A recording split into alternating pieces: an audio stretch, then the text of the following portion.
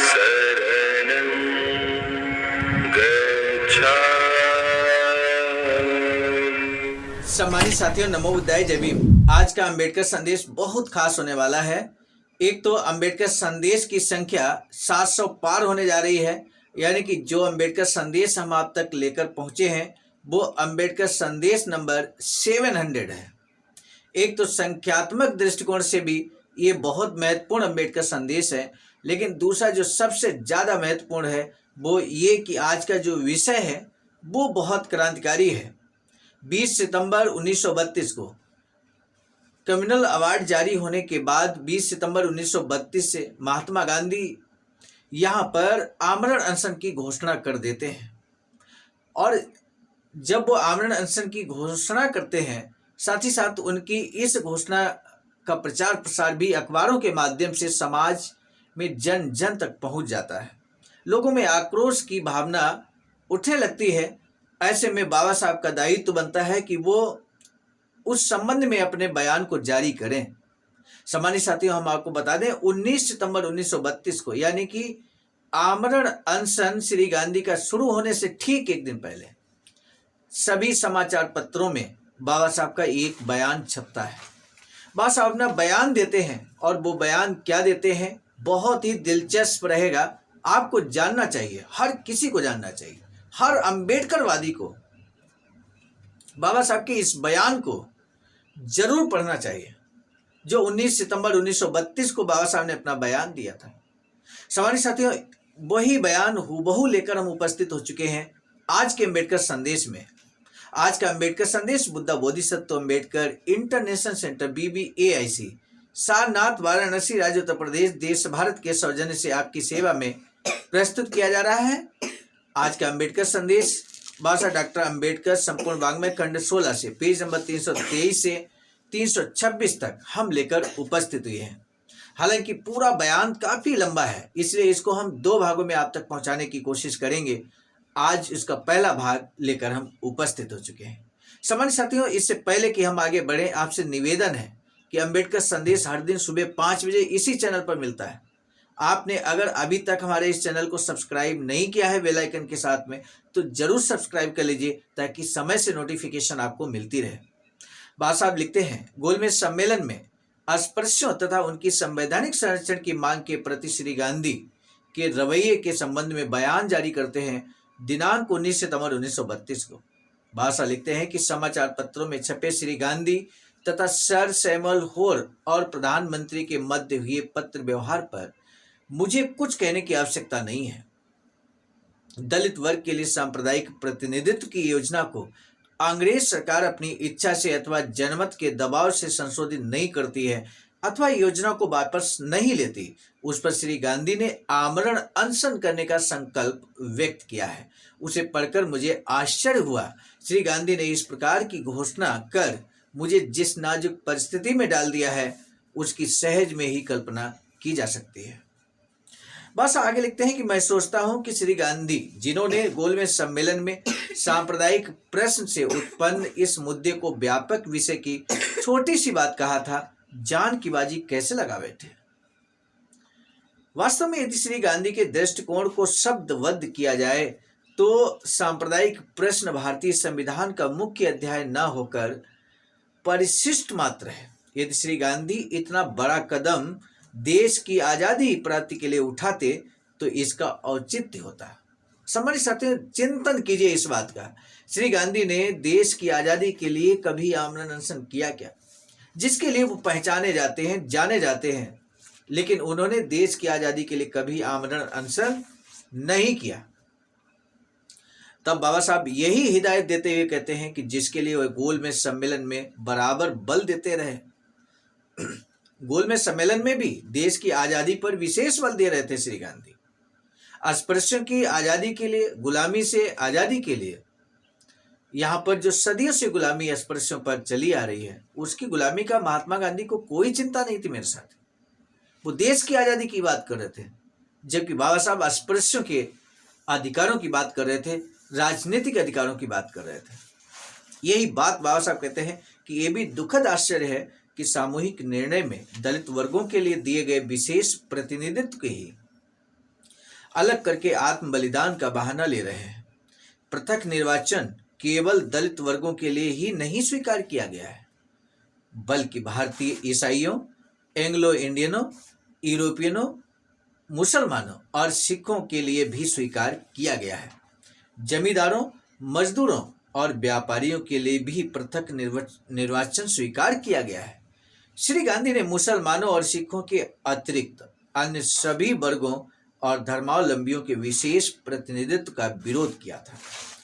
अब श्री गांधी ने सबको छोड़कर केवल दलित वर्गों को स्वीकृत विशेष पृथक निर्वाचन को समाप्त करने का अपना मुख्य मुद्दा बनाया है। मेरे विचार में, बासा लिखते हैं कि मेरे विचार में श्री गांधी ने दलित वर्गों के प्रतिनिधित्व की व्यवस्था के परिणामों के विषय में जो आशंका प्रकट की है वह शुद्ध काल्पनिक है। यदि मुसलमानों और सिखों को पृथक निर्वाचन मिल जाने से राष्ट्र को खंडित होने का खतरा नहीं है, तो दलित वर्गों को पृथक निर्वाचन दे देना हिंदू समाज का खंडित होना नहीं कहा जा सकता। श्री गांधी के सोच से अन्य संप्रदायों के लिए विशेष निर्वाचन की व्यवस्था कर दी जाए तो शायद राष्ट्र खंडित न होगा। मुझे पूरा विश्वास है कि बहुतों का यह मत है कि स्वराज संविधान के अंतर्गत बहुसंख्यक दल के अत्याचारों को देखते हुए यदि किसी वर्ग को अपने राजनीतिक अधिकारों की सुरक्षा की आवश्यकता है तो वह वर्ग है दलित वर्ग। यह एक वर्ग है जो निस्संदेह अपने अस्तित्व के जीवन को संघर्ष को जीवित रखने की स्थिति में नहीं है। जिस धर्म से वे बंधे हुए हैं वह उन्हें सम्मानित स्थान देने के बजाय कुष्ठ रोगी कहता है, जो व्यवहार बर्ताव के योग्य नहीं। आर्थिक स्थिति ऐसी है कि दलित वर्ग 2 जून की रोटी जुटाने के लिए सवर्ण हिंदुओं पर निर्भर करता है। न केवल उनके जीवन के सभी मार्ग हिंदुओं के पूर्वाग्रह के कारण बंद हैं, बल्कि हिंदू समाज द्वारा सदा प्रयत्न किया जाता है कि सारे दरवाजे बंद कर दिए जाएं, ताकि दलित वर्ग को अवसर न मिल पाए कि वे ढंग से जी सकें। वास्तव में ये कहने में कोई अतिशयोक्ति नहीं कि प्रत्येक गांव में सवर्ण हिंदू आपस में विभाजित हैं, परंतु उन दलित वर्गों को जो वहां कम संख्या में हैं और बिखरे हुए हैं, निर्दयता से दबाने के लिए सदा षड्यंत्र रचते हैं। ऐसी परिस्थितियों में सभी समझदार और निष्पक्ष व्यक्ति ये स्वीकार करेंगे कि ऐसी जाति के लिए संगठित अत्याचारों के विरुद्ध संघर्ष करके सफलता प्राप्त करने के लिए एकमात्र रास्ता है कि उनको राजनीतिक अधिकार देना परम आवश्यक बनाया जाए। मुझे ये सोचना चाहिए था कि दलित वर्गों के हित चिंतक को एड़ी चोटी का जोर लगाकर उन्हें संविधान में अधिक से अधिक राजनीतिक अधिकार दिलाएं, परंतु श्री गांधी के सोचने के ढंग ही निराले हैं, जो मेरी समझ से परे हैं। दलित वर्गों को सांप्रदायिक फैसले के अंतर्गत जो अधूरे राजनीतिक अधिकार दिए गए हैं, वह न केवल उन्हें बढ़ाए जाने का प्रयत्न कर रहे हैं, बल्कि अपनी जान की बाजी लगाकर जो कुछ अधिकार उन्हें मिले हैं उनसे भी वंचित करने पर तुले हुए हैं। दलित वर्गों के राजनीतिक अस्तित्व को पूरी तरह तबाह करने का यह श्री गांधी का पहला प्रयत्न नहीं है। यानी कि पहली बार श्री गांधी दलितों के अधिकार छीनने की कोशिश नहीं कर रहे हैं, बल्कि इससे पहले भी कोशिश कर चुके हैं। भाषा कहते हैं बहुत पहले अल्पसंख्यक समझौता हुआ था। पिछले अंबेडकर संदेश में हमने अल्पसंख्यक समझौता ही रखा है। यदि आपने पिछला अंबेडकर संदेश नहीं सुना है तो ये अंबेडकर संदेश पूरा सुनिए और उसके बाद पिछला अंबेडकर संदेश भी आप समय निकालकर जरूर सुने। भाषा लिखते हैं कि श्री गांधी ने मुसलमानों और कांग्रेस के मध्य समझौता करने का प्रयत्न किया। मुसलमानों ने जो 14 मांगे प्रस्तुत की थी, उनको श्री गांधी ने इस बात पर समर्थन देने की पेशकश की थी कि उनके बदले में दलित वर्गों के लिए उन्होंने सामाजिक प्रतिनिधित्व के जो दावे रखे हैं उनका विरोध करने के लिए मुसलमान श्री गांधी का साथ दें। यानी कि 14 मांगे मुसलमानों की मानने के लिए तैयार हो गए थे श्री गांधी, लेकिन किस शर्त पर कि आप दलितों को जो अधिकार मांग रहे हैं, पृथक निर्वाचन क्षेत्र मांग रहे हैं, दोहरा मताधिकार की व्यवस्था, इसको आप नकार दें। लेकिन भाषा लिखते हैं कि मुस्लिम प्रतिनिधियों को यह श्रेय जाता है कि उन्होंने ऐसी काली करतूत में श्री गांधी का हाथ बटाने से इनकार कर दिया और दलितों को मुसलमानों और श्री गांधी द्वारा उत्पन्न संभावित स्थिति से बचा लिया। सांप्रदायिक पंचायत यानी कम्युनल अवार्ड की बात हो रही है कि प्रति श्री गांधी का विद्रोह मेरी समझ में नहीं आता। वे कहते हैं कि इसके द्वारा दलित वर्ग सवर्ण हिंदू समाज से अलग कर दिए गए हैं।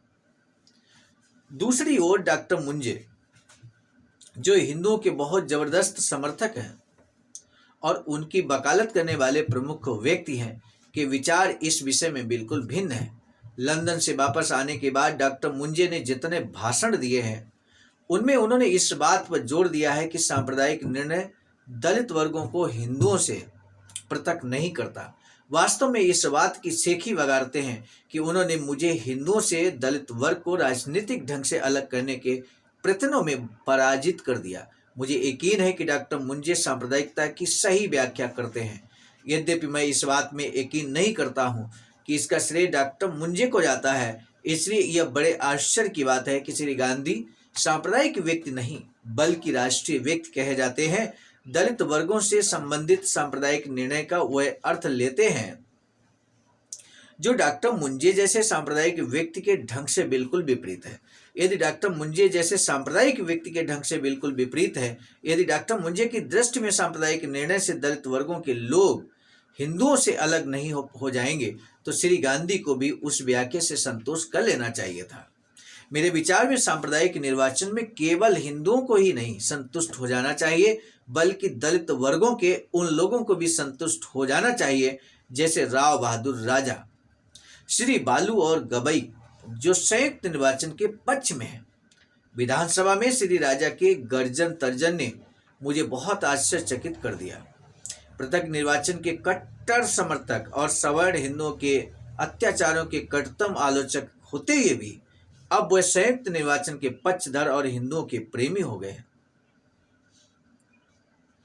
इसमें कितना हाथ उन्हें गोलमेज सम्मेलन में शामिल न किए जाने का है और कितना ईमानदारी से विश्वास बदल लेने का, मैं इस पर बहस नहीं करना चाहता।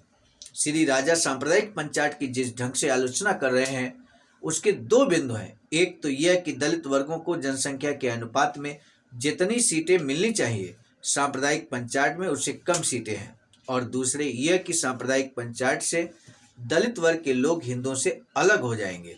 मैं उनकी पहली चिंता से सहमत हूं, परंतु गोलमेज सम्मेलन में दलित वर्गों का प्रतिनिधित्व जिन लोगों ने किया है उन पर दलित वर्ग के अधिकार बेचने का राव बहादुर राजा द्वारा दोषारोपण करने पर मुझे कहना पड़ता है कि जब वह इंडियन सेंट्रल कमेटी के सदस्य थे तब उन्होंने क्या किया था। उस कमेटी की रिपोर्ट में दलित वर्गों को मद्रास में 150 में से 10 सीटें, बंबई में 14 में से 8 सीटें, बंगाल में 200 में 8 सीटें, 200 में 8 सीटें, संयुक्त प्रांत में 182 में 8 सीटें, 10% भी नहीं, पंजाब में 166 में से 6 सीटें, बिहार और उड़ीसा में 150 में से 6 सीटें, मध्य प्रांत में 125 में से 8 सीटें और असम में दलित वर्गों और आदिम जातियों को 75 में से 9 सीटें मिली थी। मैं इस बयान पर कुछ और नहीं कहना चाहता कि सीटों का उपरोक्त बंटवारा कहां तक जनसंख्या के अनुपात से मेल खाता है, परंतु इसमें कोई संदेह नहीं कि यह बंटवारा दलित वर्गों के यथोचित प्रतिनिधित्व बहुत कम है। स्वयं राजा जी सीटों के उस बंटवारे में एक पक्ष थे। सांप्रदायिक पंचायत की आलोचना करने से पहले राजा साहब को अपनी स्मृति को झंझोड़ कर देखना चाहिए कि उन्होंने इंडियन सेंट्रल कमेटी में बिना कोई विरोध किए सीटों के उस बंटवारे को दलितों की ओर से कैसे स्वीकार कर लिया। राजा साहब के अनुसार यदि जनसंख्या के अनुपात में प्रतिनिधित्व का सिद्धांत दलित वर्गों का प्राकृतिक अधिकार था तो उस अधिकार की सुरक्षा करना नितांत आवश्यक था। परंतु प्रश्न यह है कि राजा साहब ने सेंट्रल कमेटी में उस पर क्यों नहीं जोर दिया, जबकि ऐसा करने के लिए उन्हें अवसर भी मिला था। उनके कथन से कि सांप्रदायिक पंचायत में दलित वर्गों को सवर्ण हिंदुओं से अलग कर दिया गया है, मैं सहमत नहीं हूं। यदि राजा साहब को वास्तव में पृथक निर्वाचन पर कोई आपत्ति है तो पृथक निर्वाचन में उम्मीदवार के रूप में खड़े होने के लिए उन पर कोई दबाव नहीं डालेगा। राजा साहब पूरे जोरों से दलित वर्गों को विश्वास दिलाते हैं कि अब दलित वर्गों के प्रति सवर्ण हिंदुओं का हृदय परिवर्तन हो गया है। उन्हें ये प्रमाणित करने का अवसर मिलेगा। सामान्य निर्वाचन क्षेत्र से निर्वाचित होने पर भी दलित वर्गों के लोगों को अभी उनकी जवानी जमा खर्ची पर विश्वास नहीं है।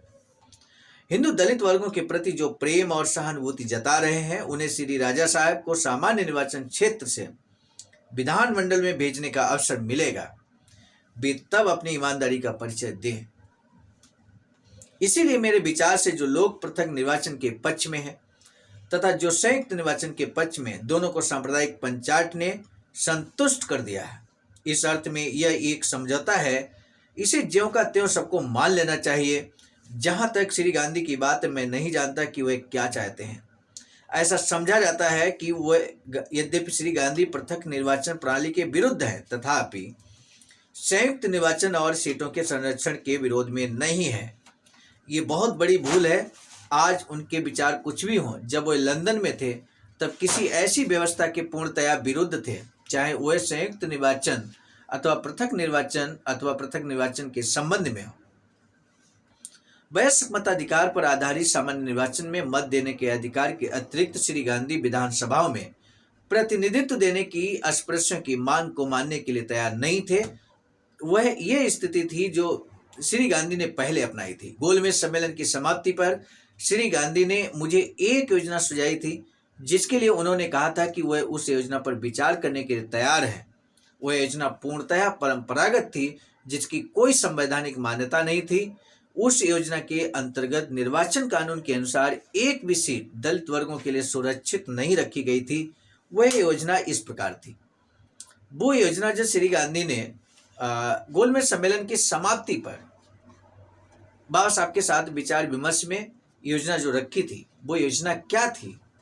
आप भी योजना जानकर आप भी जरूर हंसेंगे, लेकिन वीडियो काफी लंबा हो चला है, इसलिए आज के अम्बेडकर संदेश को हम यहाँ रोकना चाहेंगे। बाबा साहब का जो शेष भाग है 19 सितंबर 1932 का बयान का, वो अगले अम्बेडकर संदेश में हम आपके समक्ष रखेंगे।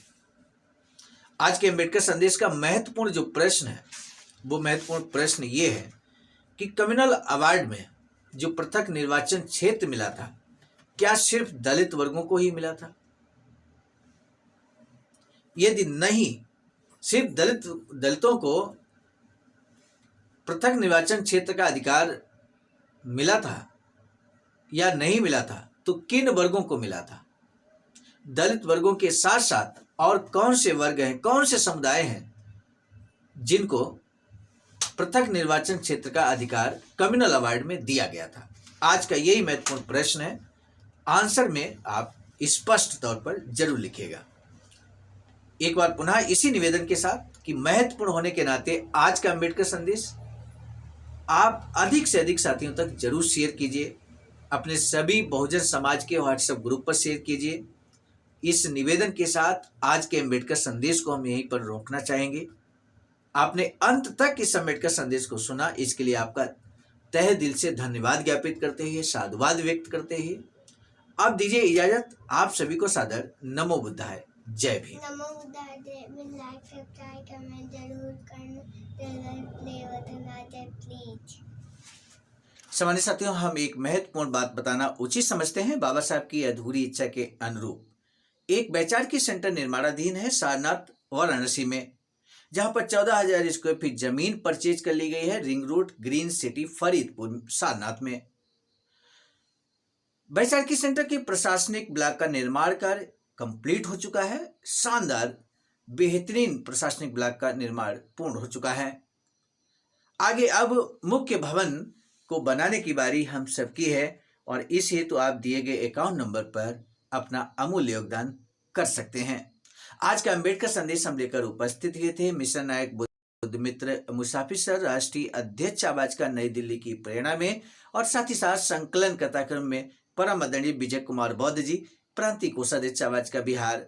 प्रस्तुत कथाक्रम में मैं स्वयं सर्वजीत आर्य, राष्ट्रीय मीडिया प्रभारी, IT सेल आवाज का नई दिल्ली। मिलेंगे नए डॉक्टर अम्बेडकर संदेश में, तब तक दीजिए इजाजत। आप सभी को सादर नमो बुद्धाय, जय। सामान्य साथियों, यदि आप हमारे इस चैनल आवाज का ऑफिशियल, जिस पर नियमित सुबह 5 बजे डॉक्टर अम्बेडकर संदेश आपको मिलता है, आप हमारे इस चैनल को सपोर्ट करना चाहते हैं तो हमारा आपसे निवेदन है कि आप हमारे इस चैनल को सब्सक्राइब कर लें, वीडियो को शेयर, लाइक, कमेंट जरूर करें।